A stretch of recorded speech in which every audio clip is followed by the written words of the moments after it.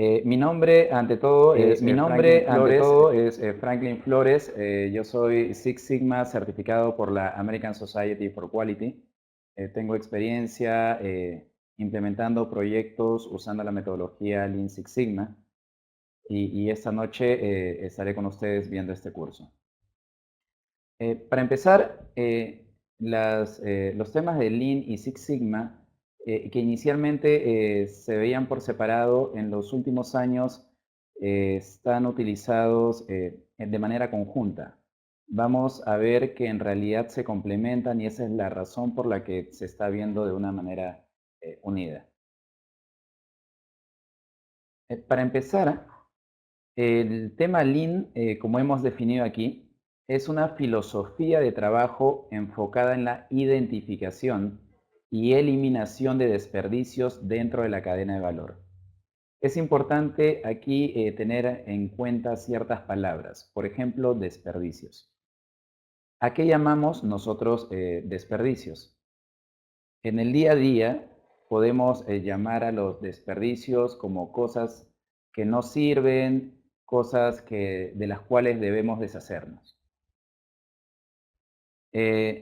Y también el efecto, la palabra de cadena de valor, llamamos a todos estos procesos dentro de nuestras organizaciones que agregan valor al cliente.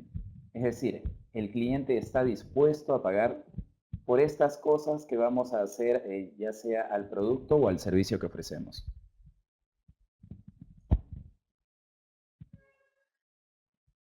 Recordemos que una organización trabaja sobre sus procesos, es decir, una serie de actividades que están relacionadas que transforman entradas en salidas. Pero todas estas actividades las podemos clasificar en tres grandes rubros de acuerdo a lo que venimos hablando sobre creación de valor y cadena de valor. Hay actividades que se tienen que hacer, que en realidad el cliente no está dispuesto a pagar por ellas, pero que son partes esenciales dentro del proceso. Es decir, son necesidades de nuestro negocio, de nuestra empresa, no del cliente. A estas actividades les llamamos actividades que permiten agregar valor. Por otro lado, hemos mencionado que hay actividades que agregan valor, es decir, satisfacen necesidades del cliente. Por estas actividades el cliente está dispuesto a pagar. Supongamos que somos fabricantes de tiza y nuestro insumo es el polvo que va a ser utilizado en la tiza. El cliente está dispuesto a pagar por transformar este polvo en las tizas que vamos a utilizar en las pizarras. Por otro lado, tenemos actividades que no agregan valor, es decir, no satisfacen necesidades de nuestro negocio y tampoco satisfacen necesidades del cliente.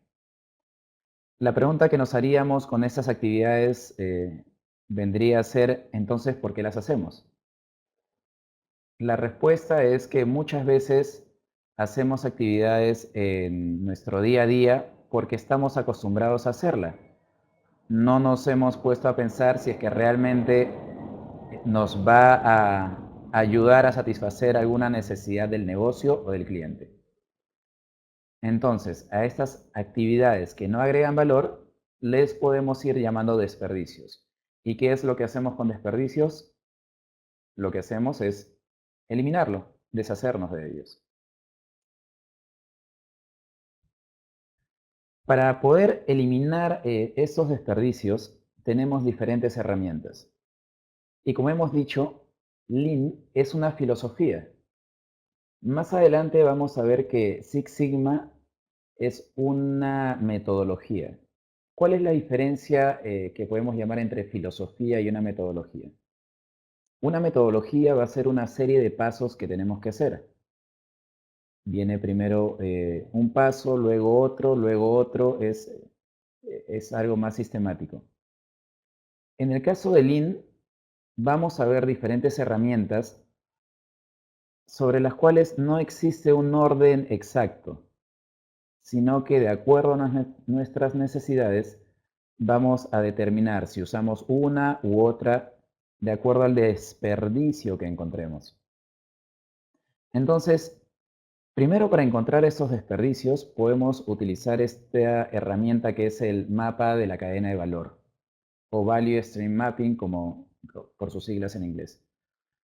¿Qué tenemos aquí? Tenemos por el lado izquierdo los proveedores de nuestra organización. Por el lado derecho superior vamos a ver quiénes son nuestros clientes. Las líneas que vemos que van de la parte superior a la parte inferior representan flujo de información. Es decir, si vemos en el cuadrado central, vemos un control de producción que le hace pedidos a nuestro proveedor, que es la compañía de aceros, con una previsión de 6 semanas, mediante un fax semanal. Por otro lado, nuestros clientes, que son las ensambladoras públicas, nos envían sus pedidos con una previsión de 90 días, 30 días, y también hay pedidos diarios. Los cajones que vemos en la parte inferior, llamados paso 1, paso 2, paso 3, paso 4, paso 5 y paso 6, representan las actividades que hacemos dentro de nuestra organización. Cada una de estas actividades tiene cierta información. Por ejemplo, en el paso 1 vemos que los insumos van a ser recibidos en rollos cada 5 días y una cantidad equivalente a 200 toneladas. Tenemos en el detalle tiempo de ciclo, el tiempo operativo de la máquina. El uptime es una palabra que determina cuánto tiempo las máquinas en este proceso estuvieran operativas, es decir, el 85% del tiempo. Y también tenemos más datos sobre tiempos de entrega estimados. En la parte inferior vamos a ver que tenemos 5 días, luego un segundo, luego 7.6 días. ¿Qué representa esto? Los tiempos que están en la parte superior de la parte inferior del diagrama, que dice tiempo de espera de producción, representa los tiempos de espera que va a tener nuestro material en proceso. Mientras que los datos que están en la parte inferior es el tiempo en el que realmente trabajamos sobre el material. Por ejemplo, decimos que los rollos de acero que recibimos, los recibimos cada 5 días. Es decir, vamos a tener una espera de 5 días. Luego, cada pieza va a ser trabajada un segundo en el paso 1. Es decir, realmente cada pieza, el valor que le agregamos toma un segundo en cada una.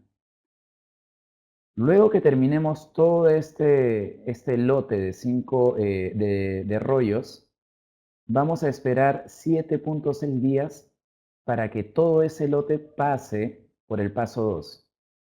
Cada pieza trabajada realmente solo va a estar siendo trabajada 39 segundos. Luego van a pasar 1.8 días en que cada pieza no se va a mover, va a estar esperando. Y luego va a pasar al paso 3, en la que va a ser trabajada cada pieza solo 46 segundos. ¿Cuál es la conclusión de todo esto? Cada pieza que nosotros trabajemos durante todas las etapas del paso 1 al paso 6 van a ser trabajadas solamente 188 segundos. Pero como tenemos tiempos de espera altos, va a permanecer en nuestra planta cada pieza más de 23 días, 23.5 días. Cuando nosotros trabajamos mejoras en las empresas, a veces nos dedicamos a reducir el tiempo que realmente estamos trabajando la pieza. sin enfocarnos en estas demoras. ¿Estas demoras agregan valor? Como hemos visto, no. A estas demoras les llamamos nuevamente desperdicios, por lo que tenemos que tratar de eliminarlos. Esta herramienta entonces de mapeo de la cadena de valor nos da una vista rápida de identificación de desperdicios, básicamente del tiempo de demora de los procesos. Otra herramienta que usamos comúnmente y es muy utilizada también cuando hablamos de implementación por procesos, incluso ISOs, es el mapeo de los procesos. El mapeo de procesos en realidad es una herramienta gráfica en la que nosotros podemos indicar mediante cajones las actividades que se realizan dentro de un proceso. Normalmente nos quedamos solamente identificando las actividades. Algo adicional que podemos hacer es analizar cada actividad y mediante un semáforo, mediante un círculo ya sea de color verde, rojo o amarillo, darnos cuenta si es que cada actividad agrega valor, no agrega valor o permite agregar valor, que ya hemos visto que es una actividad necesaria para el negocio. En este ejemplo, vemos que hay 6 actividades con una circunferencia roja. Es decir, 6 pasos de nuestro proceso no agregan valor. Nuevamente, ¿qué es lo que tenemos que hacer con estas actividades o pasos? Tenemos que tratar de eliminarlas. Si es que no las podemos eliminar, tenemos que tratar de reducirlas. Algo adicional que se le puede colocar a este mapeo de procesos, como ven en la parte superior, es colocarle el tiempo que dura cada actividad. Por ejemplo, vemos de izquierda a derecha, el segundo paso se ha identificado que no agrega valor por el círculo rojo y tiene una duración de 2 horas. Es decir, si eliminamos esta actividad que realmente no nos agrega valor, estaríamos ahorrando 2 horas en todo el proceso. ¿Eso qué significa? Que vamos a entregar nuestros productos más rápido, que con nuestra capacidad de maquinaria actual vamos a poder desarrollar mayor producción.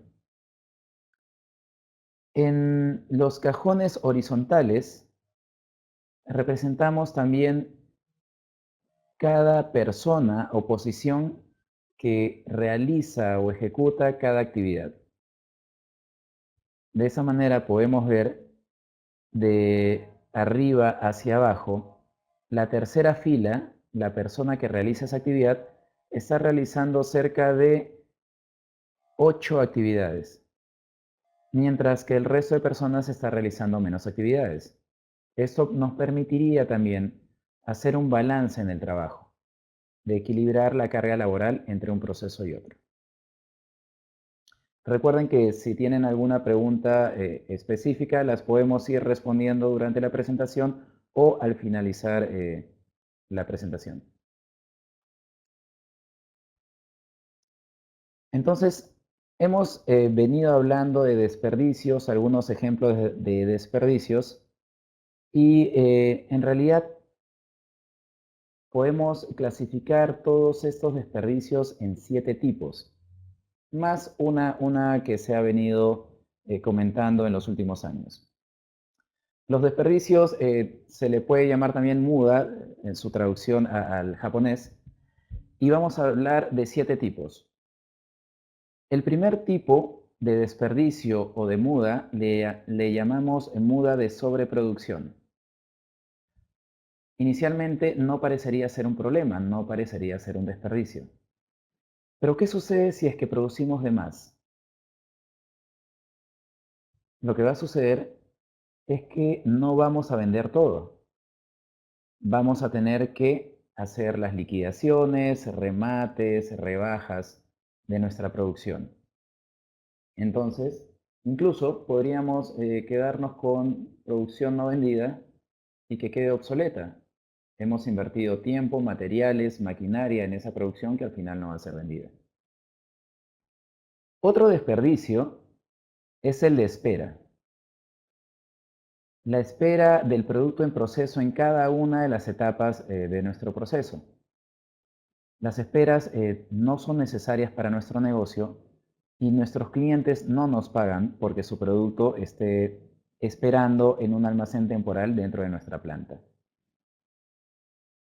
El tercer desperdicio le llamamos de transporte y se refiere a estar transportando nuestros materiales de un lado a otro. Vemos una pregunta aquí que nos dice, en una empresa que presta servicios de traslado de personal, ¿el mantenimiento de los vehículos agrega valor o permite agregar valor? Buena pregunta, César. Y aquí cabe una aclaración. Estamos diciendo que uno de los desperdicios es de transporte. Pero ¿qué sucede si nuestra empresa se dedica al transporte? El transporte en sí sería parte de nuestra cadena de valor.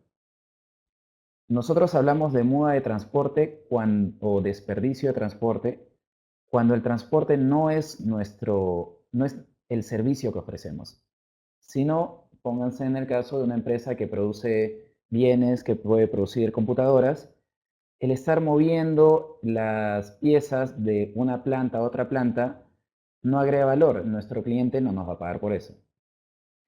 Entonces, ¿el mantenimiento de los vehículos agrega valor en una empresa de traslado de personal? Eh, Aquí tendríamos que ver cuál es nuestra oferta del servicio. ¿Por qué? ¿Cuál es la diferencia entre una empresa reconocida en el medio y una empresa de transporte, mm, digamos, informal? El valor agregado que agrega una empresa reconocida es el tema de la seguridad, es el de confianza en sus equipos. Entonces, el cliente está pagando por eso. Está pagando porque los equipos se encuentren en buen estado, que le brinden seguridad. No solo está pagando por transportarlo de un lado a otro. Entonces, si para el cliente es valioso, entonces la respuesta es que sí, el mantenimiento de los equipos en ese caso agregaría valor. Si es que el cliente simplemente quiere ir de un lado a otro y no le interesa el estado del equipo, sino un tema económico, para ese cliente en particular, no le agregaría valor. Entonces, nuevamente, ¿cuál es la conclusión con el término agrega valor? ¿Agrega valor para quién? Para nuestro cliente. ¿Y qué significa eso? Que estamos cumpliendo los requerimientos de nuestro cliente. Espero haber respondido la respuesta, César. Si no, continuamos. Eh, Otro desperdicio, el cuarto desperdicio que mencionaríamos, sería el de movimiento. Cuando hablábamos de transporte nos referíamos al transporte entre diferentes locaciones, entre diferentes plantas. Cuando hablamos de desperdicio de movimiento, más nos referimos a los pasos que hace cada persona dentro del proceso. No solo pasos de caminar, sino pasos de movimiento de las piezas. Es decir, girarla, colocarla a un lado o al otro. Otro desperdicio llamamos desperdicio o muda de procesamiento. Y es cuando tenemos demasiadas actividades. Por ejemplo, y eso lo deben haber visto muchos en sus organizaciones, las aprobaciones de algunos pedidos pasan por muchos niveles. Es decir, estamos dándole demasiados pasos, tal vez para algo que podría darse en uno o dos pasos suficientes. El sexto desperdicio o muda llamamos de inventario. El desperdicio de inventario es cuando guardamos ahí material en nuestros almacenes en caso de, por ejemplo, estamos acostumbrados a que siempre salga cierto porcentaje defectuoso en nuestros procesos y por lo tanto siempre pedimos un poco más de material. ¿Nuestro cliente nos paga por eso? No, realmente nuestro cliente eh, lo que nos paga es por un producto bien hecho al final. Andrés, haces la pregunta, entonces, si al preguntar si algo no tiene valor para el cliente, puedo identificar si algo es desperdicio o no. Así es. Y esto implica tanto en características del producto como en las actividades que nosotros realizamos. Un ejemplo que menciono a veces es un caso personal. Una vez me fui al centro de Lima y comencé a ver casacas de cuero. El cuero estaba muy bueno, pero le habían hecho unos diseños terribles de diferentes colores, demasiado llamativos, que no... Hay interferencia en el audio, por favor me pueden confirmar si es que se escucha bien.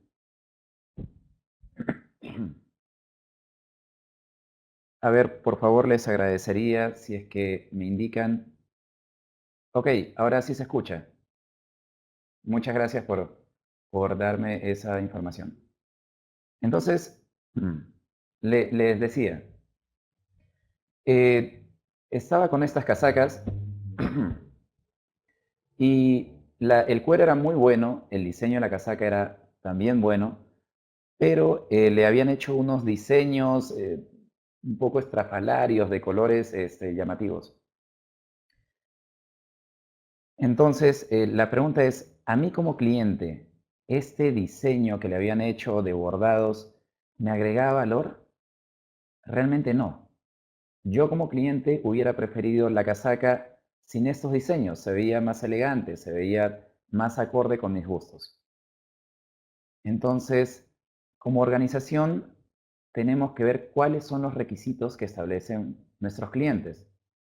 En este ejemplo de la casaca, se invirtió material, se invirtió tiempo de las personas, se invirtió maquinaria. ¿Y para mí me agregaron valor?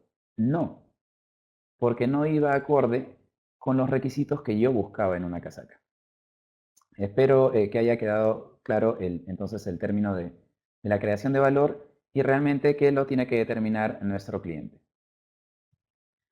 Seguimos entonces con los desperdicios. Estamos en el siguiente desperdicio o muda de corrección. Y es cuando algo sucede mal en nuestros procesos y ¿qué hacemos? Lo retrabajamos, corregimos ese error. Nuevamente, nuestro cliente no nos está pagando por corregir algo que hemos hecho mal. El cliente nos paga por entregarle algo bien. Con eso hemos visto los 7 tipos de desperdicio. Y uno último que se está hablando en años recientes es el de no uso del talento humano.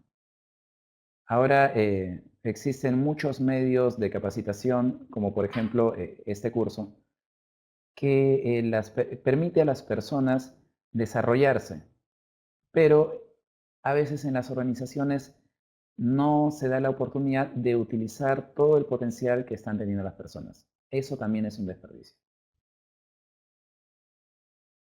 Entonces, lo que tenemos que hacer en nuestras organizaciones es buscar todos estos tipos de desperdicios para tratar de qué? De eliminarlos. Y si no lo podemos eliminar, bueno, los reduciremos al mínimo, porque nos están consumiendo tiempo, dinero, nos están consumiendo nuestros recursos. Otra, otra herramienta utilizada en Lean es lo que llamamos un tablero Kanban. Kanban hace referencia a herramientas visuales dentro de una organización. ¿Y en qué consiste? En poner un tablero en el que tengamos 3 columnas de todas las tareas que estemos realizando. En el cuadro central colocamos las tareas o los pedidos que están en curso. En el cuadro de la derecha vamos a colocar las órdenes de trabajo o las tareas que están dadas por terminadas. Pamela, sí estamos pasando unas diapositivas. Por favor, ¿me podrían confirmar si es que el resto sí las está viendo o tal vez hay un problema con tu conexión?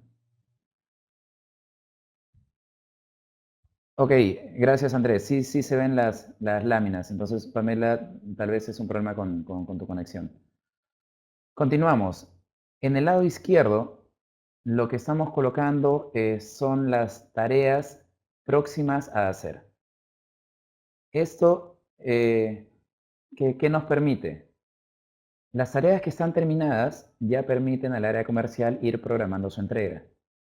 Las tareas que están por hacer permiten a la siguiente etapa del proceso que se vayan preparando, que vayan alistando los materiales, que vayan preparando las máquinas. Algunas máquinas tienen que tener alguna configuración especial. ¿Y qué ganamos con esto? Ganamos que vamos a evitar estos tiempos de espera, de recibir los pedidos de manera imprevista y recién ponernos a hacer las actividades previas al inicio de la tarea. Este tablero Kanban puede tener más información, como por ejemplo la lámina que vemos ahora, que está hecha de una manera virtual, en una página web.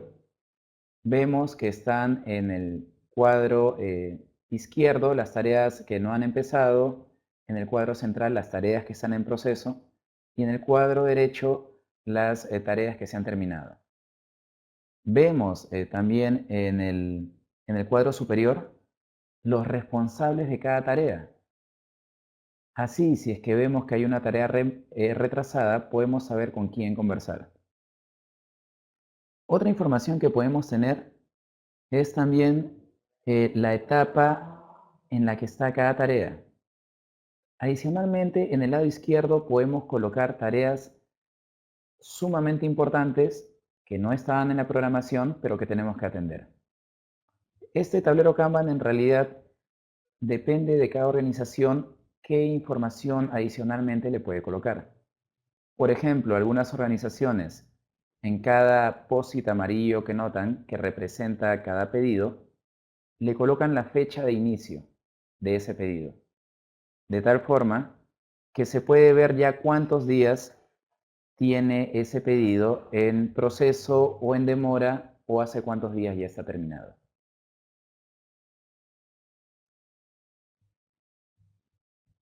Otra herramienta que también podemos utilizar en Lean es el 5S.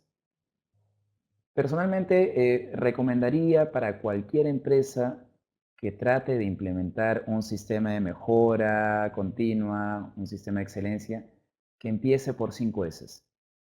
¿Por qué?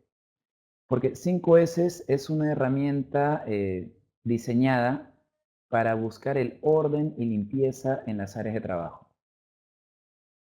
Parecería que el tema de orden y limpieza es algo bastante básico, bastante simple. Y justamente es el por qué se recomienda empezar siempre con esta herramienta. Porque va generando una cultura dentro de la organización, una cultura del orden, de la limpieza, que no consiste solamente en que la planta o la organización se vea agradable, se vea bonita, sino que también tiene temas de productividad, como vamos a ver. Las 5 S se llaman por la primera letra, es Seiri, Seiton, Seiso, Seiketsu y Shitsuke, porque provienen de vocablos japoneses. Si lo queremos transformar al castellano, la primera S vendría a ser lo que llamamos clasificar. Cuando nosotros éramos jóvenes y en nuestras casas nos decían limpia tu cuarto, lo que hacíamos era escondíamos todo lo desordenado ¿no? Lo metíamos en un cajón y simplemente pasábamos la escoba. No podemos hacer lo mismo en nuestras organizaciones. Lo primero que hacemos es clasificar, es decir, identificamos todo lo que tenemos en nuestro ambiente de trabajo y determinamos si es que es necesario tenerlo ahí o no. Entonces, lo que no es necesario lo vamos a eliminar. Tal vez tenga un valor, entonces podríamos venderlo.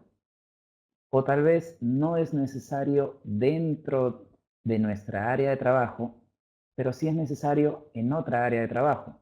Entonces podemos recolocarla.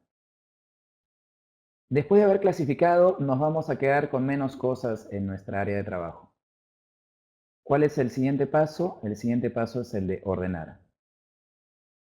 Lo que nos queda, vamos a buscarle un sitio a cada cosa. De manera que lo que utilicemos más frecuentemente se encuentre más cerca de nosotros y lo que usemos menos frecuentemente se encuentre más lejos de nosotros. El siguiente paso es el de limpiar. Ya tenemos menos cosas, ya le hemos buscado un lugar a cada cosa y ahora pasamos a limpiar. Limpiamos suciedad, limpiamos grasa, de tal manera que podamos identificar también si es que tenemos algún problema en la infraestructura, algún problema en nuestra maquinaria. A veces la suciedad oculta cosas. El siguiente paso, llamado seiketsu o en castellano sería estandarizar, ya nos va dando reglas. Es decir, cada cuánto vamos a realizar la limpieza, cada cuánto vamos a realizar el mantenimiento de las máquinas.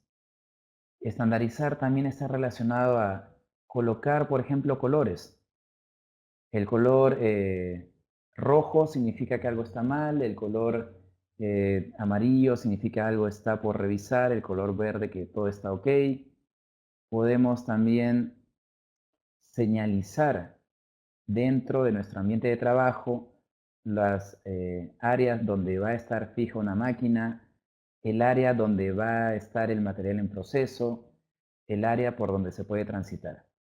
Todo eso vamos a colocar en estandarizar. Y finalmente viene en la etapa de disciplina. Es decir, eh, se fue el audio, según Marco, por favor, si me podrían confirmar si es que se escucha o es un tema puntual.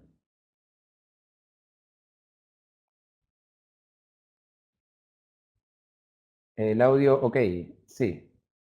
Ya, entonces, decíamos que la disciplina consiste en repetir estos pasos continuamente. A ver, la pregunta de Andrés, las 5 S atacan uno de los 8 desperdicios en especial. Vamos a ver en el siguiente ejemplo, Andrés, qué desperdicios vamos a poder encontrar con las 5 S. Te pido solo un poco de paciencia. Entonces, siempre se dice que es mejor cuantificar las cosas. Hasta ahora hemos hablado de ordenar, de clasificar, ordenar, limpiar, estandarizar y disciplina. Pero la pregunta sería, venimos haciéndolo hace 6 meses. ¿Estamos mejor ahora que hace 6 meses? ¿Cómo lo cuantificamos? Lo cuantificamos estableciendo una puntuación. Para eso hay diferentes escalas. Para quien quiera ver algo más en detalle, hay el sixsigma.org que tiene ya cuestionarios que les van a permitir evaluar a su organización en qué nivel de 5S están. Con esas preguntas ustedes podrían decir, en clasificar del 0 al 16 estoy en 12. En ordenar del 0 al 16 estoy en 8. En limpiar en 12, en estandarizar en 12 y en disciplina en 12. De esta manera podemos graficarlo en este gráfico que está al lado derecho llamado gráfico de radar. De esta manera podemos comparar nuestra evolución en el tiempo o entre un área y otra área. Entonces, frente a la pregunta de Andrés, ¿qué tipo de desperdicio en específico nos permite atacar las 5 S? Quiero que vean estas dos imágenes. En el lado izquierdo se encuentra un taller de mecánica, como vemos muchas veces, y en el lado derecho es un taller que en realidad le llaman atelier de Audi. ¿Qué diferencias se encuentran entre uno y otro? Basado en lo que acabamos de ver de 5S. Uno es que si notan el espacio libre que hay en la imagen del lado derecho versus el hacinamiento que hay en la imagen del lado izquierdo. Si yo les preguntara en cuál de los dos talleres sería más fácil encontrar algo, ustedes me responderían que obviamente sería más fácil encontrar algo en la imagen del lado derecho. Si es que nos demoramos en encontrar algo, ¿de qué estamos hablando? Estamos hablando de esperas, de demoras, que es uno de los desperdicios. Entonces, las 5 S nos van ¿a qué? A reducir la demora. Por otro lado, vean que cada persona está trabajando en la imagen del lado derecho, cada persona está trabajando en una ubicación. Entonces, los movimientos que va a tener que hacer esta persona van a ser menores. Si ven incluso la persona de la imagen derecha que está trabajando sobre una llanta, tiene al lado izquierdo una gaveta. Esa gaveta tiene todas las herramientas que él necesita. Él no tiene que estar desplazándose a un lado, a otro para traer sus herramientas. Las herramientas vienen a él. Entonces eliminamos también los movimientos. ¿Qué otros desperdicios podríamos encontrar? Imaginen que en la imagen del lado izquierdo cae una gota de aceite del carro. ¿Se darían cuenta que ha caído una gota de aceite? Muy probablemente no. ¿Y qué significa que ha caído una gota de aceite? Significa que ese carro tiene algún problema. En la imagen del lado derecho, si es que cae una sola gota de aceite, las personas que trabajan ahí inmediatamente se van a dar cuenta que ese equipo tiene un problema. Entonces pueden repararlo rápidamente. Si es que no se hubieran dado cuenta, el auto hubiera salido de ahí, hubiera presentado problemas y hubiera regresado nuevamente al taller.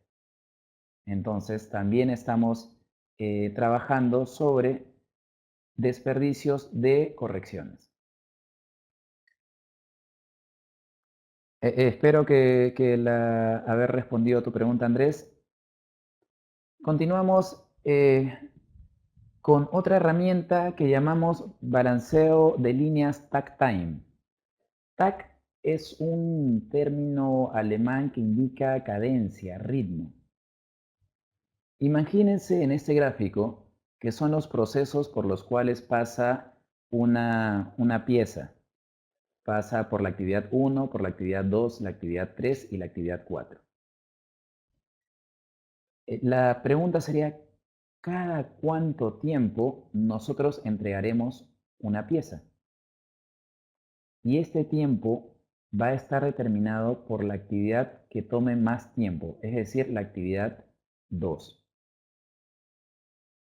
Cuando nosotros recibimos un pedido, supongan que nos han hecho un pedido de 14 piezas y tenemos 7 horas para producir estas 14 piezas. Eso significa que cada cuánto deberíamos terminar una pieza. Dividimos 7 horas entre 14 piezas. Es decir, cada cuánto deberíamos producir una pieza, cada 30 minutos. Pero ¿cuánto nos demora nuestra actividad mayor? Nos demora 35 minutos. Es decir, si seguimos trabajando así, no vamos a cumplir nuestro pedido de 14 piezas en 7 horas. ¿Qué tendríamos que hacer? tendríamos que reducir la duración de la actividad 2.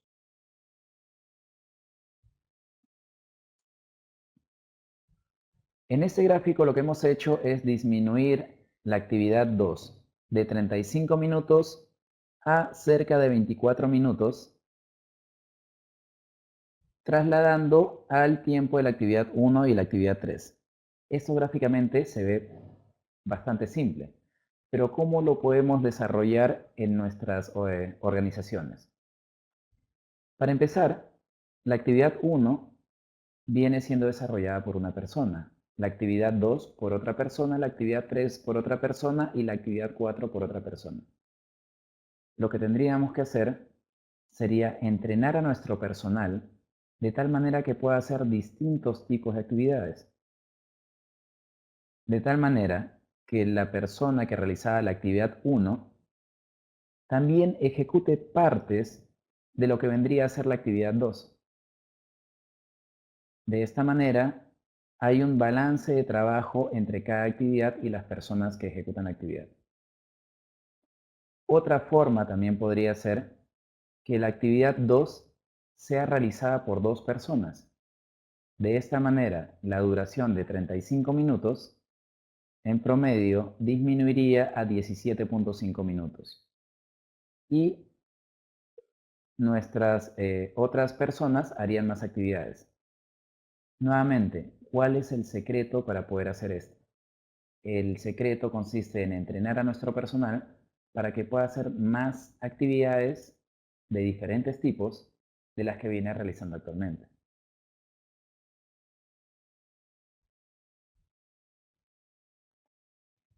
Otra herramienta que también usamos en Lean para eliminar todos los desperdicios que hemos mencionado de reproceso, de transporte, movimiento, etcétera, es el de manufactura celular.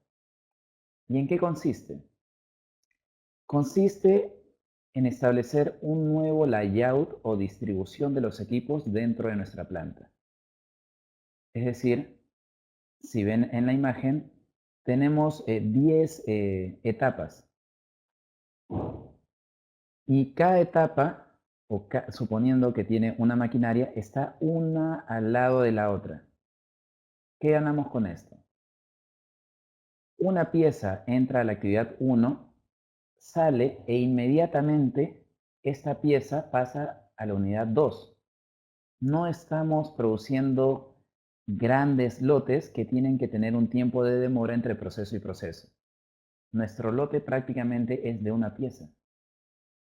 Y de esta manera vamos a eliminar los tiempos de espera que habíamos visto también mediante el mapeo de la cadena de valor, la primera herramienta que habíamos visto. Algo que podrían decir es, pero yo no produzco un solo producto y la distribución de los procesos es distinta según cada producto. Ahí lo que tendríamos que hacer sería priorizar qué producto es el que más producimos y ese producto nos indicaría cuál sería nuestro mejor layout para disponer. Otra cosa que también podríamos hacer es establecer mecanismos que nos permitan reorganizar la ubicación de los equipos, no tener equipos tan fijos. Otra cosa que también vemos es que tenemos 10 pasos pero solo 3 personas. ¿Por qué? Porque hay etapas en las que una máquina puede realizar la actividad automáticamente y solo necesita la persona al inicio y al fin. Pero nuevamente, ¿qué requerimos aquí? Requerimos una habilidad que llamamos de artesano. El artesano antiguamente era la persona que hacía todos los procesos de un producto, tenía el conocimiento de todas las etapas. Lo que hemos hecho en los últimos años es especialización, que una persona hace solamente una actividad y no puede realizar las demás. Tendríamos que dar primero la capacidad de artesano a nuestros trabajadores, es decir, que conozcan todas las etapas del proceso de producción. Algo que no es muy gustoso en las organizaciones es la documentación. Una pregunta de Andrés menciona, ¿un cambio de layout provocaría un gran impacto a nivel financiero? Habría que ver el tema de beneficio-costo. Si bien es cierto, el cambiar el layout, la distribución de los equipos, implica un costo, también habría que ver cuánto beneficio podríamos tener. Algo sí recomendable en el layout es no tener paredes, porque eso nos limita bastante. Entonces, si no tenemos paredes, ¿qué es lo que podemos hacer? Recuerden en la etapa de 5 S, establecer cada cosa en su lugar y también podemos establecer espacios en el piso con pintura indicando un cuadrado donde va una máquina, un cuadrado donde va otra máquina, los espacios por donde van a transitar las personas.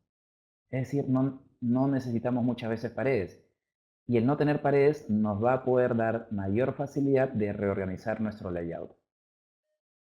Espero haber respondido la pregunta, Andrés.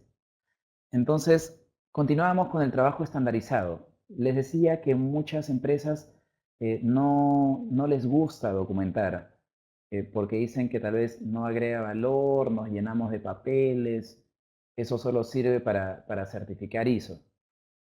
En realidad, la documentación nos permite ir acumulando el conocimiento que vamos generando día a día.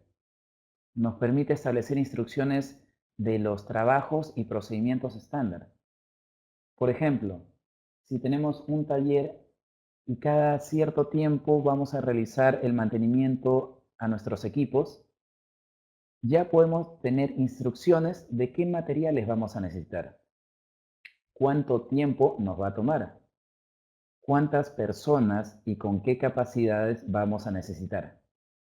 De tal forma que no tengamos que repensar todo cada vez que volvamos a hacer el trabajo.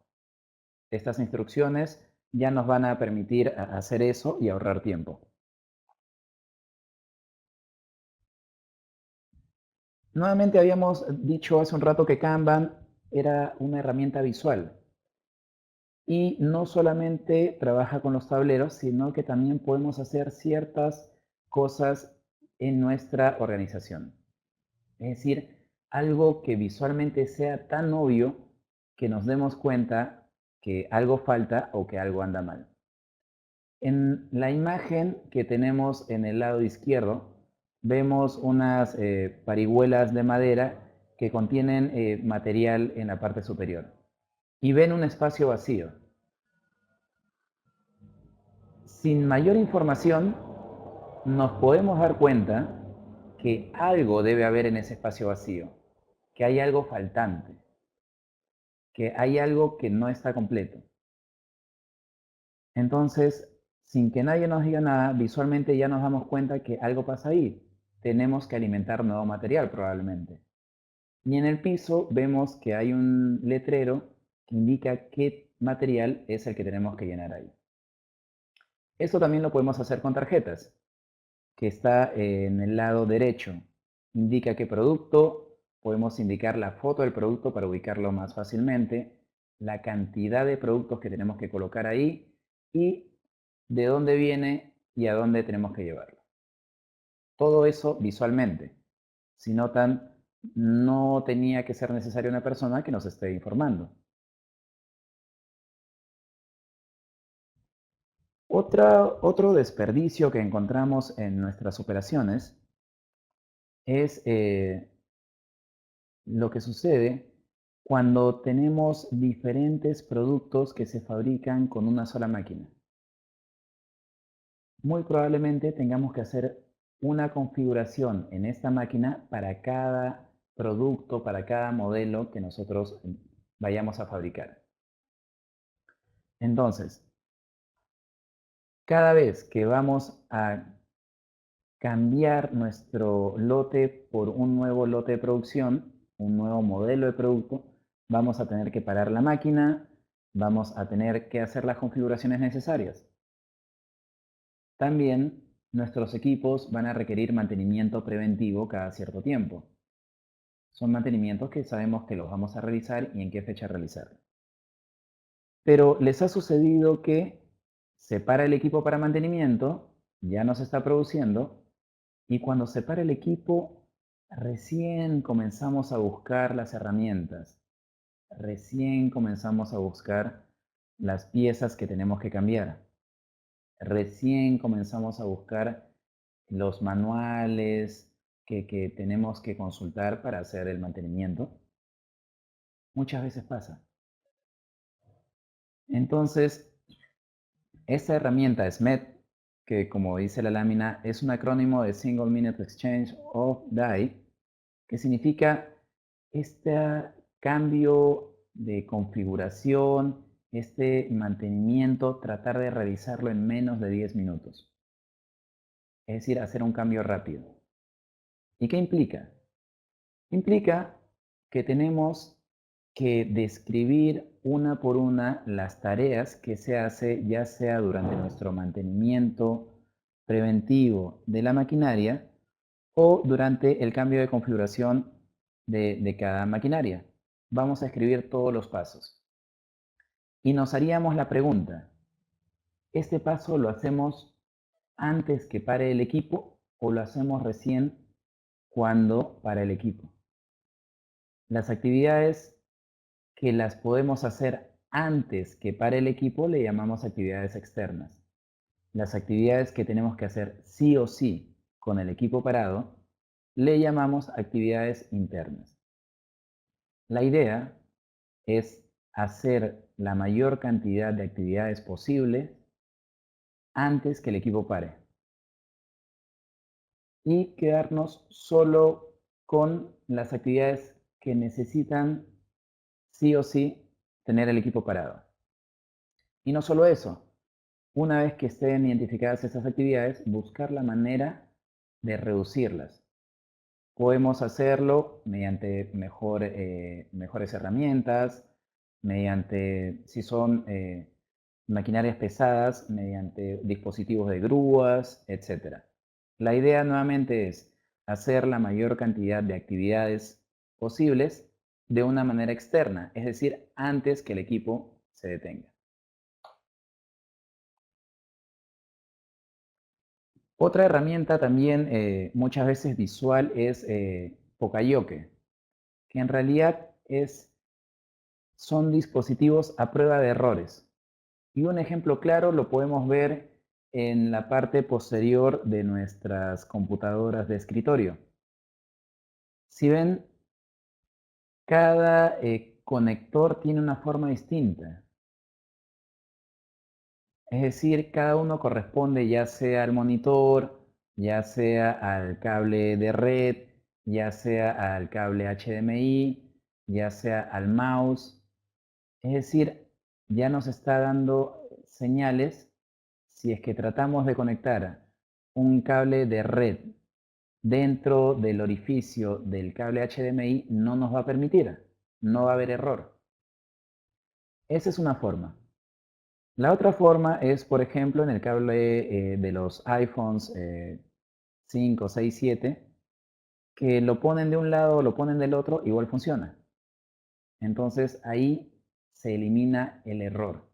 El error básicamente humano, de colocar una pieza en donde no debe ir.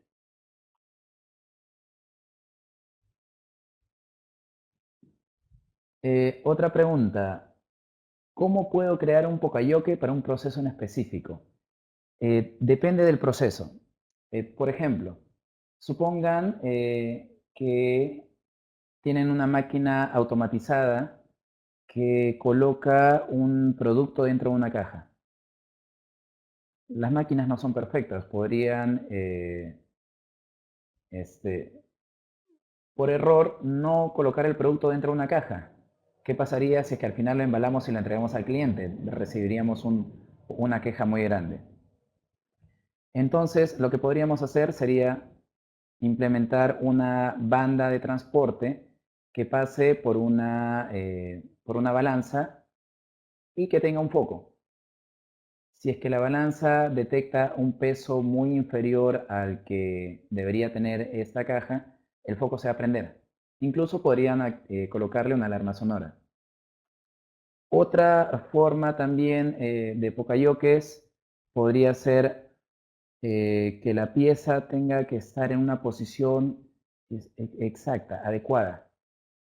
Por ejemplo, supongamos que es algo como una caja de zapatos que tiene que estar de una forma echada y por error alguien la colocó de una manera parada. En la banda de transporte podemos colocarle una traba de tal manera que si la caja viene parada, choque con esta traba. Solo si la caja está en posición echada va a pasar. Entonces, un Pocayoke realmente depende de qué etapa de producción se encuentre. Ahora, como les comenté, el Lean está bastante relacionado al Six Sigma. ¿Por qué? Porque Lean trabaja sobre los desperdicios. Es decir, si es que nosotros no estamos cumpliendo con la producción o los requerimientos de nuestro cliente, lo primero que tenemos que hacer es buscar desperdicios usando las herramientas Lean que acabamos de mencionar. Mientras que Six Sigma está enfocado más en atacar variabilidad. Es decir, nosotros queremos siempre entregar productos con la misma calidad que sea la que espere nuestro cliente. Felipe nos pregunta, buenas noches, ¿cómo se puede minimizar los desperdicios en un molino de perlas? ¿Cuándo se cambia de color de tinta? Felipe, la verdad necesitaría un poco más de detalle de cómo es el proceso, porque recordemos, lo primero es identificar los desperdicios, es decir, qué cosas no agregan valor. Una vez que identificamos el desperdicio, ya podemos ver qué herramienta nos puede servir. No me queda bien claro cuál es el desperdicio en el molino de perlas, no conozco mucho a detalle ese proceso.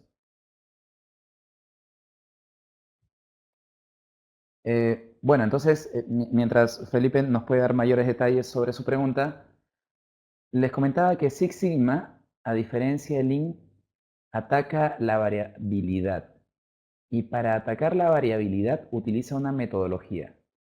Una metodología que se divide en 5 fases, las cuales llamamos DMAIC. Estas fases, DMAIC, representan las 5 etapas que vamos a ver en unos momentos, pero que les adelanto que consisten en definir, medir, analizar. La I es la sigla por la palabra en inglés improvement, que al castellano sería mejorar, y controlar. Y algo importante del Six Sigma, por lo que es una herramienta que ha cobrado bastante importancia en los últimos años, es que usa el análisis estadístico. Es decir, las decisiones de mejora que se tomen en Six Sigma son basadas en hechos, en datos, no en lo que le parece a alguien. Y esto nos permite focalizar mejor nuestros esfuerzos de mejora. Para empezar, ¿de dónde proviene el Six Sigma? La palabra sigma es una palabra griega, una letra griega, que representa la variabilidad en un proceso. Es decir, mientras más variabilidad en el proceso, nuestro valor sigma va a ser mayor.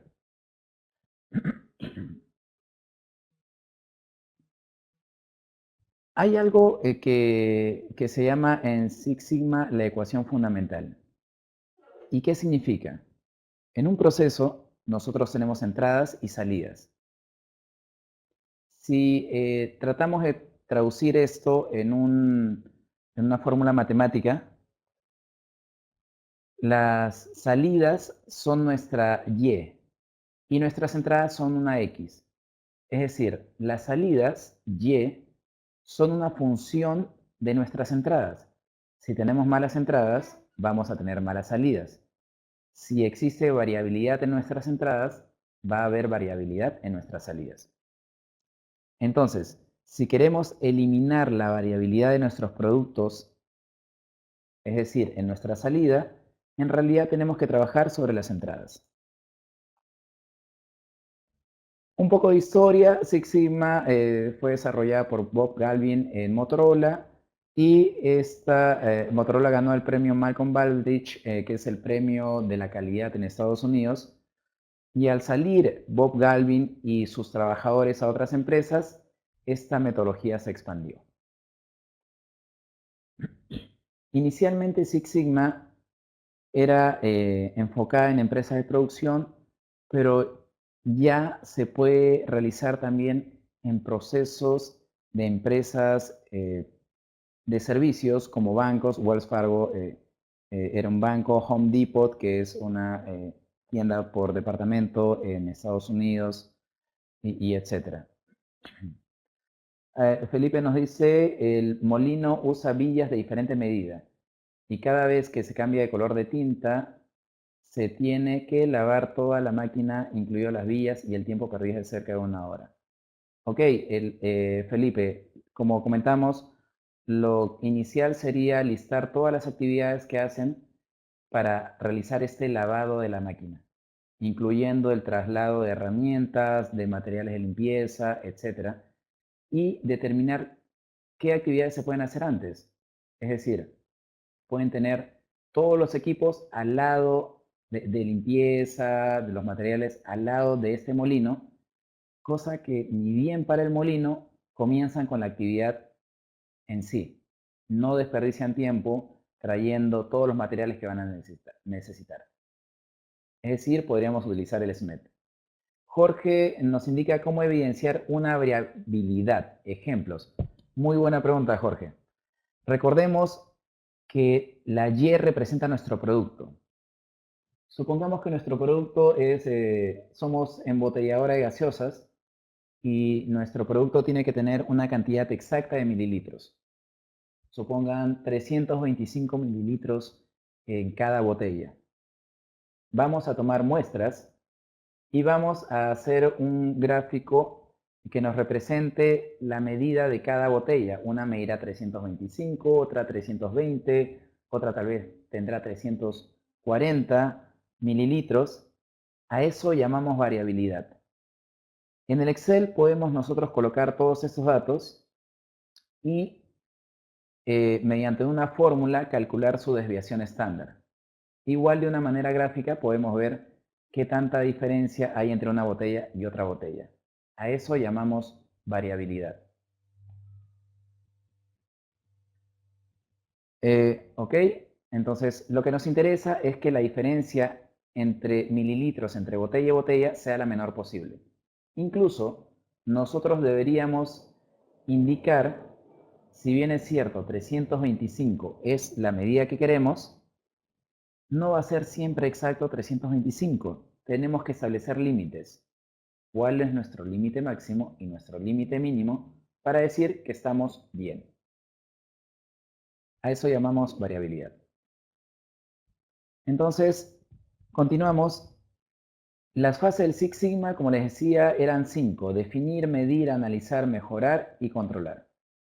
En definir, tenemos que determinar qué es importante para el cliente y, sobre todo, si es importante y no lo estamos cumpliendo, ya es un problema. Y en la etapa de definir, justamente tenemos que encontrar estos problemas.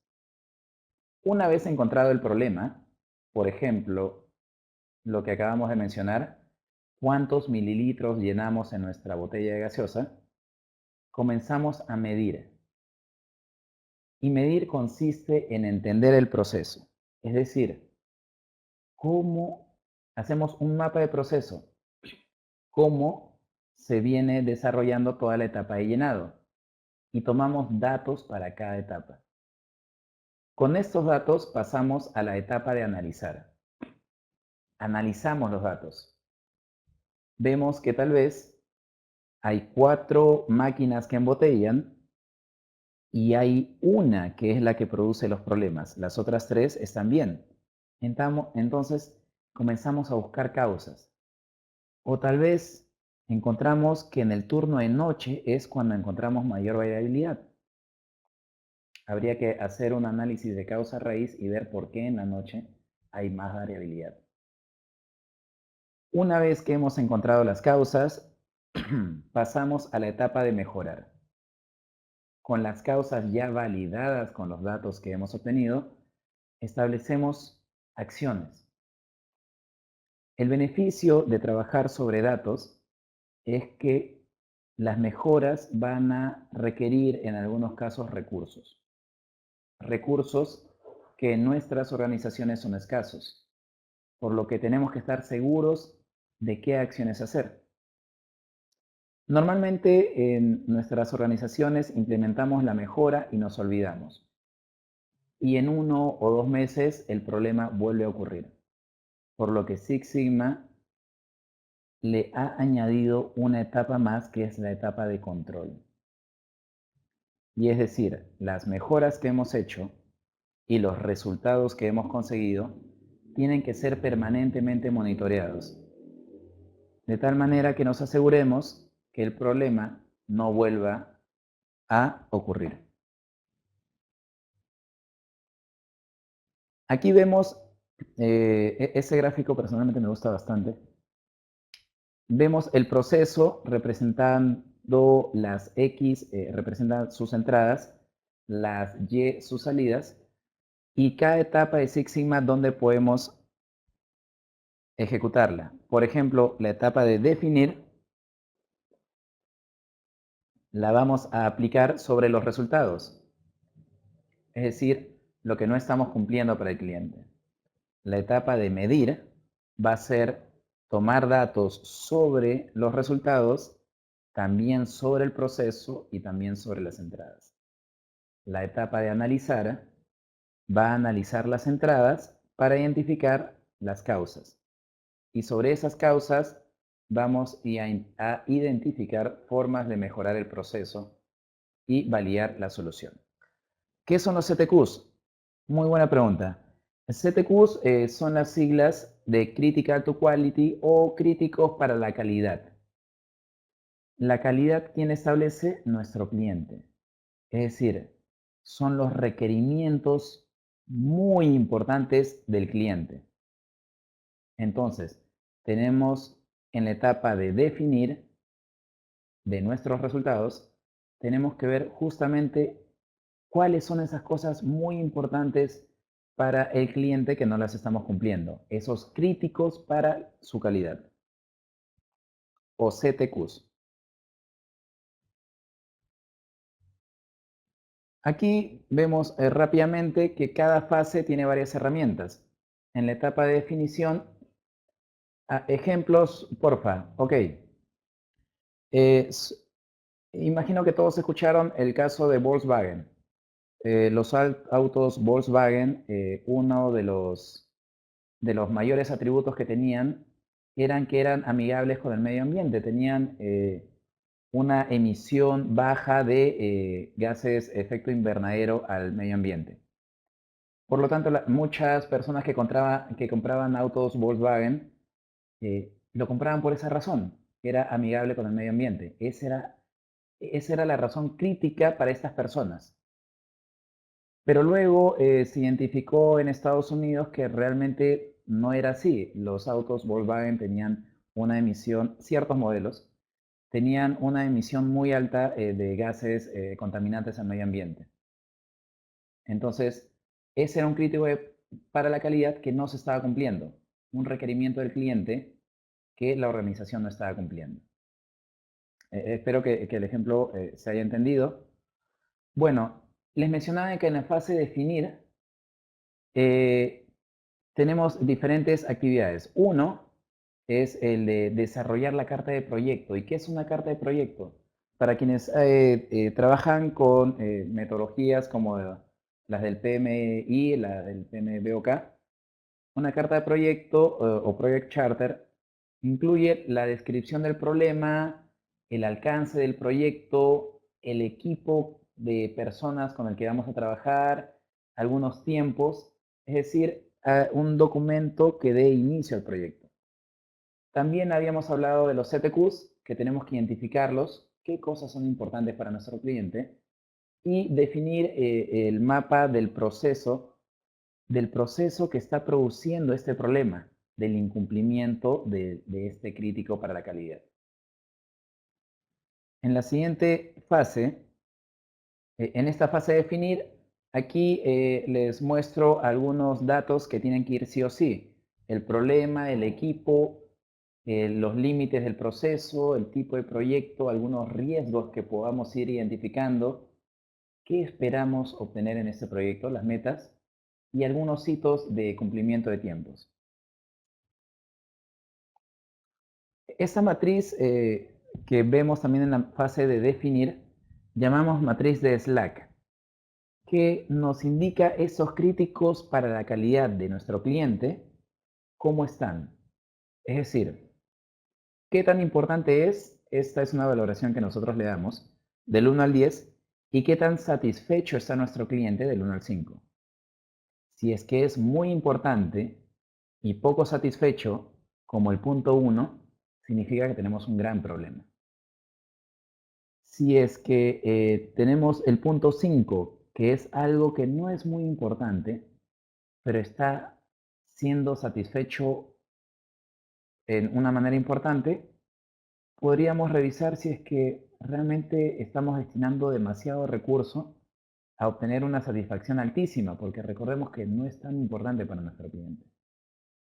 ¿Qué sería lo ideal? Lo ideal son los puntos 2, 3, 4, 7, 6, 8.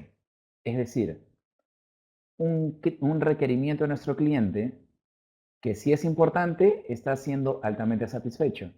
Y si no es importante, tiene una satisfacción también similar.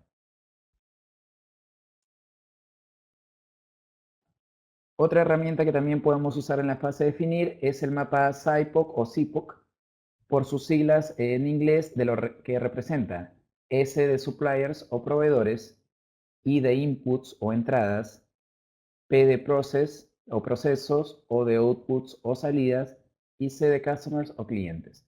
De esta forma podemos ver rápidamente el proceso sobre el que vamos a trabajar. Durante la fase de medir, vamos a seleccionar cuáles son esos críticos para la calidad de nuestro cliente y vamos a ir a comenzar a tomar datos de esos críticos para la calidad. Vamos a definir también estándares de desempeño. Es decir, vamos a medir cómo están esos críticos para la calidad, esos requerimientos de nuestros clientes, cómo están y en qué valor deberían estar estos estándares de desempeño. Y algo adicional es validar que los datos que estemos tomando sean correctos. ¿Por qué? Si tomamos mal los datos, los análisis que hagamos no van a ser adecuados. Un ejemplo de esto es dos personas que van a realizar mediciones. Pueden mandarlos, solicitarles medir lo mismo y pueden ver los resultados entre uno y otro. Los resultados deberían ser similares. Si es que los resultados son distintos, porque recordemos que están midiendo las mismas piezas, si los resultados son distintos significa que hay un problema. Alguno de los dos no está midiendo bien. Los datos que vamos a tomar no son válidos. Lo primero que deberíamos hacer es lograr una uniformidad en quienes van a tomar los datos, de tal manera que los análisis posteriores sean válidos. Durante la fase medir, estos gráficos que ven se pueden hacer con software estadísticos, que en realidad hay varios en el mercado. Tenemos Minitab, tenemos SPSS, incluso tenemos el R, que es un software de descarga libre, que nos representa. Supongan que estamos midiendo en el cuadro de la izquierda, que dice distribución normal, estamos midiendo los mililitros que hay en una botella de gaseosa. Nuestro objetivo es que la botella tenga 220 mililitros. La mayoría de botellas va a tener cerca de 220 mililitros. pero algunas van a tener 226, que son muy pocas, y otras pocas van a tener 216. Esta gráfica que se forma, que tiene más datos en la parte central y menos en las partes laterales, se le conoce como una distribución normal. Mientras que en el lado derecho vemos que la mayor cantidad de datos no están en la parte central, sino están hacia el lado izquierdo. ¿Esto qué nos indica? Que tenemos que conocer el proceso sobre el que vamos a trabajar. Supongan que estamos midiendo en el lado derecho, que dice no normal, estamos midiendo tiempos de reparaciones de máquina cuando una máquina se malogra. Lo que queremos es que este tiempo sea el menor posible. Es decir, ni bien se malogra la máquina, poder repararla. Por lo tanto, este proceso va a tener la mayor cantidad de datos en su valor mínimo.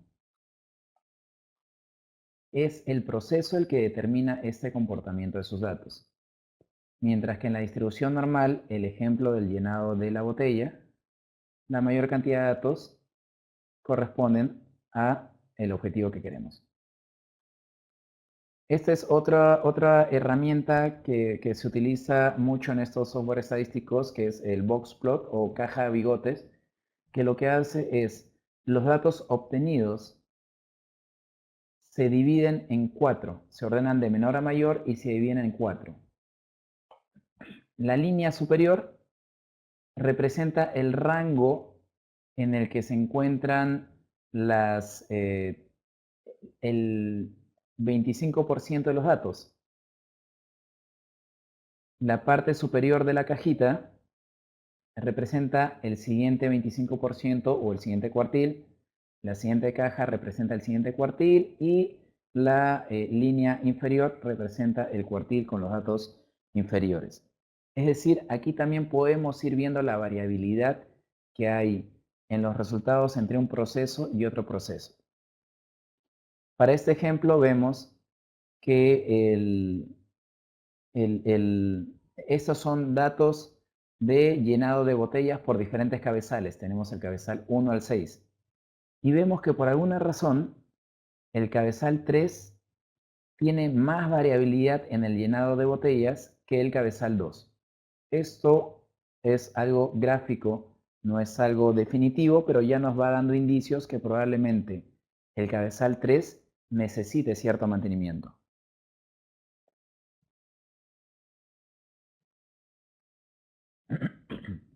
En la fase de analizar, vamos a poder utilizar con los datos que ya tenemos, análisis de causa raíz, histogramas, test de hipótesis, análisis ANOVA, que es un análisis de varianza, ya un tema más estadístico, y que nos va a permitir encontrar las causas. Recordemos que el objetivo de esta fase de analizar es encontrar las causas que nos están trayendo variabilidad al proceso. Y nuevamente vamos a trabajar sobre los objetivos de desempeño, identificar las fuentes o causas de variación, es decir, las X, y establecer la capacidad del proceso. ¿A qué llamamos capacidad del proceso? Nosotros decimos que una persona es capaz cuando puede realizar algo. Entonces, cuando nosotros llamamos a un proceso capaz, cuando el proceso puede cumplir los requerimientos del cliente. Entonces, cuando mencionamos establecer capacidad del proceso, lo que decimos en realidad es cuántas veces o en qué porcentaje estamos cumpliendo con los requerimientos de nuestro cliente.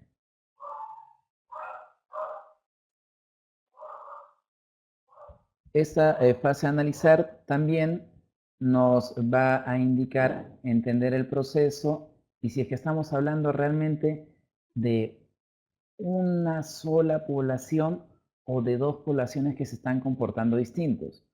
Por ejemplo, en el gráfico derecho que indica da picos múltiples, supongan, para el mismo ejemplo de llenado de botellas, que estamos tomando datos de los 6 cabezales y vemos que realmente hay 2 grupos.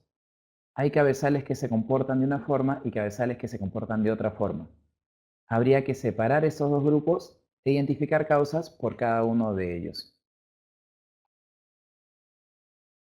La fase mejorar básicamente utiliza la creatividad o el conocimiento de nuestros trabajadores o de las personas que forman parte de nuestra organización. Ya hemos identificado las causas.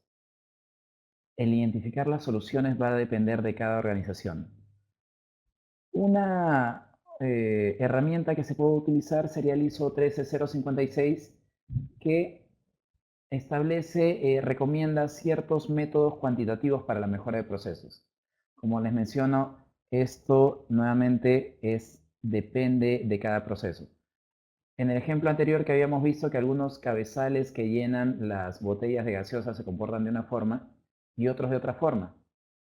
Lo que haríamos en la etapa de analizar es hacer un análisis causa-raíz para ver por qué hay mayor variabilidad en algunas. Tal vez encontremos que hay falta de mantenimiento, tal vez el engrase, tal vez hay problemas eléctricos y sobre eso vamos a establecer acciones de mejora. En la etapa de mejorar también podemos hacer diseños de experimentos, ir probando, ir cambiando una variable a la vez. Algo que también se llama ANFE o análisis de modo y falla de efectos, es decir, ir pensando en qué puede pasar mal. Hemos establecido una solución, pero qué podría salir mal en la implementación de esta solución y tomar acciones en base a eso que podría salir mal. En la etapa de controlar, como les comenté, es ir monitoreando los resultados que hemos obtenido. Y esto básicamente lo hacemos con gráficos de control. Gráficos de control, una relación actualizada de los CTQs, recuerden críticos to quality. También podemos ir haciendo el gráfico de radar de 5S que habíamos visto en Lean para ver que realmente las mejoras sigan implementándose. Ir monitoreando nuestros costos financieros, el usar también el TPM o mantenimiento productivo total, es decir, que las personas que ejecutan la operación también realicen actividades de mantenimiento preventivo. En la fase de controlar, como les comenté, usamos mucho los gráficos de control.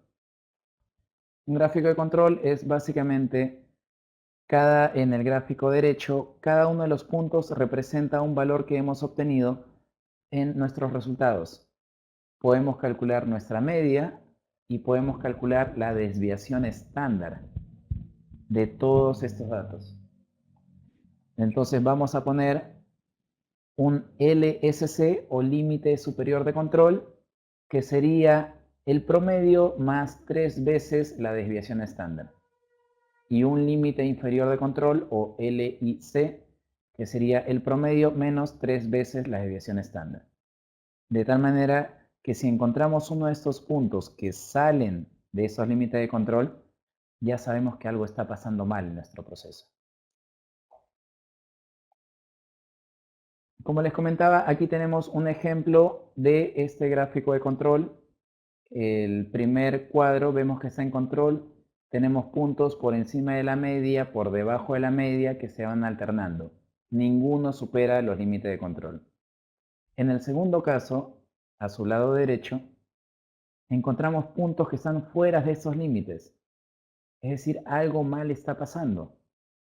Tenemos mucha variabilidad. Tenemos que identificar por qué se están produciendo esos puntos fuera de nuestros límites. Otra cosa que nos indica problemas es la presencia de ciclos. Si notan, en el gráfico inferior a la izquierda, tenemos puntos por encima de la media, luego puntos por debajo de la media, luego puntos por encima de la media. Eso nos indica que tenemos un problema cíclico. Y el último cuadro al lado inferior derecho, que algo que va creciendo continuamente y que tenemos una tendencia clara. ¿Qué es LSE? Gracias por la pregunta. Habíamos hablado que el LSC es un límite superior de control. ¿Qué es una fórmula? Es el promedio más 3 veces la desviación estándar. Es una fórmula, nadie no nos la da del cliente, nosotros no lo ponemos, es un cálculo matemático. Pero el cliente sí nos da una especificación. Para el caso de las botellas, recordemos que habíamos dicho 325 mililitros es nuestro objetivo. Pero podríamos decir que como máximo yo acepto que la botella tenga 328 mililitros y como mínimo yo espero que la botella tenga 322 mililitros.